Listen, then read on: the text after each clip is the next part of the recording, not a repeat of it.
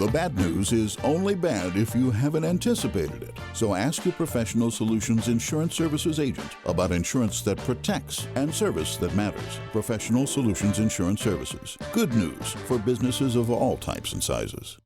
Filling in for Lou Seipel, who is on a much needed and deserving vacation. Every week we are very honored to have a new segment as we have Professional Solutions on Business, as we focus on business courtesy of Professional Solutions. And we are very excited today to introduce you to Ann Bacon, who has one of the greatest last names ever, to talk about Bidwell Riverside. So can you please tell us what that's all about? You bet. Bidwell Riverside has existed since 1893. Wow. And has been serving folks struggling financially since that time.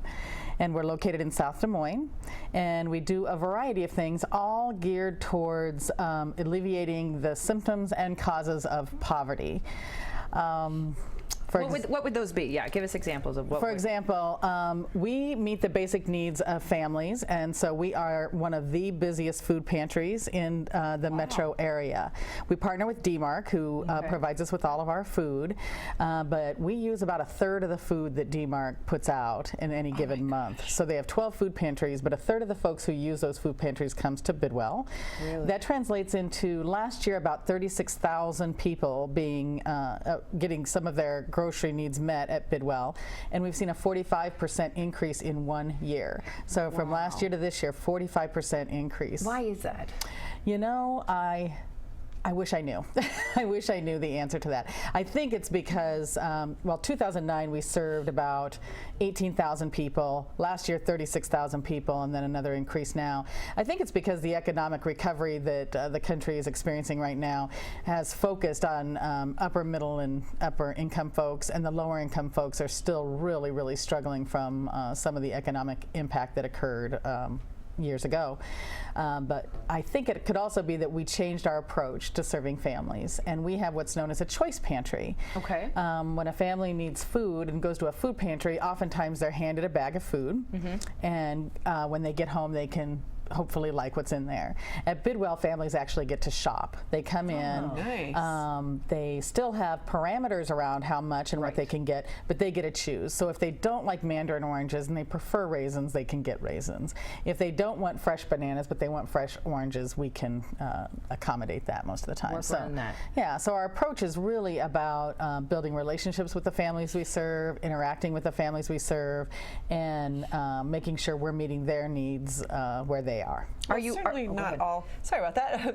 It's certainly not all about the food pantry part of it. But I can see that on our screen here we've got some great pictures of activities that are happening. Can you speak about that? Oh, you bet. We're a wide range of activities. Like I said, the food pantry is by far our busiest, but we also have a child development center where we do preschool, full day preschool for children from 2 years till they go to kindergarten. We have a family development component that does case management with families. We do activities during the summer in particular because we don't have very much space. We have First Fridays where we have food and entertainment and do household giveaways for families. So we do a lot to build community with the folks on the south side and also our volunteers. We wouldn't operate without the help of hundreds and hundreds of volunteers every single month. So there's just always a lot going on at our center. Wow, that sounds incredible. So what is the ultimate goal of Bidwell Riverside? Are you trying to help people get out of this level of poverty, so to speak, where they don't need your help anymore, or you're just there as an assistance if they need it? Yeah, it's kind of a stair-step idea that we want to give families the tools and skills they need to get out of poverty, but we also recognize that the community has a role to play. And so we do a lot of activity and a lot of outreach in the community to do education and outreach to help change things in the community so families don't find themselves in poverty. Looking and talking about living wage, about healthcare needs, about the things that can actually support families so that they can be self-sufficient. Now, you were talking about you couldn't do this without an enormous amount of volunteers and also your food pantry being one of the biggest aspects of what you do. What do you need to keep going? It's an organization that's been around for quite some time, so obviously you're doing things right, but with the need going up the way it is, what do you need to be able to sustain the great things that you're doing? Yeah, there's two main things we need, and it sounds silly, but it's true. We need money. Right. We've had the same level of donations coming in for the last couple of years, but the need has increased so substantially. So that is one thing. We still have to pay the staff. We still have to pay the light bill. And when that kind of need increases, we can't do it without more staff, and that makes our costs go up. So we really need more donations. One example of that is our recent Christmas program. We served about 700 families this last weekend, making sure that they had toys and a good holiday meal. But the toys we get from our partner don't serve teenagers, so we needed gift cards. And we had a lot of response from the community. But we still had to use about $10,000 of our operating costs just to make sure that teenagers had something to open on Christmas morning. Wow. And so trying to constantly get the message out of helping us with that financial need. And the other is volunteers. We cannot operate the center in any way, shape, or form without people coming in and helping. We need people helping offload our truck. We need help with our clients when they do their shopping.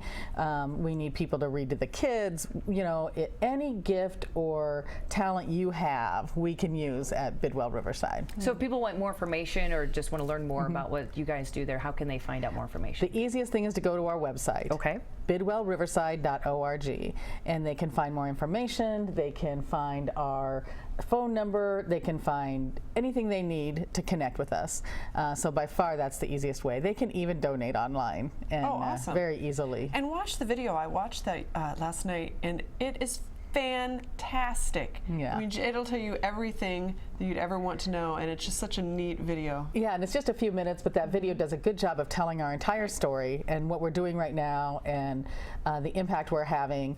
And I like to say that Bidwell is one of the best kept secrets in Des Moines, that we've been around all these years and so few people know about us. I mean, the clients know about us. You know, we have plenty of clients, but a lot of community members that I meet and talk to are really surprised at the work we're doing. So we're trying really hard to get the word out there about the great things happening at Bidwell. Well, thank you for coming in this morning and sharing the story of the great things you are doing over there. It is the season of giving, so you might want to consider making a donation to something that's great and happening here in Central Iowa. But of course, the need isn't right now. It's all year long. All year long. All right, wonderful. Great. Well, thank you for coming in. And Bacon, yes, the lady with the best name and doing some great things here in Central Iowa. We'll be right back with more on KCWI.